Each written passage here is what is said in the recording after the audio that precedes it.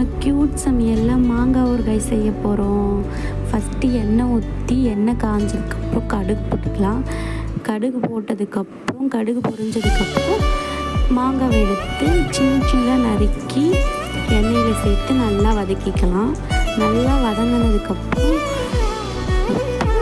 மஞ்சள்தூள், தனி மசாலா இதெல்லாம் போட்டு நல்லா மிக்ஸ் பண்ணதுக்கப்புறம் நல்லா மாங்காயில் ஸ்பைசஸ் எல்லாம் ஊறினதுக்கப்புறம் இறக்கி வச்சிடலாம்.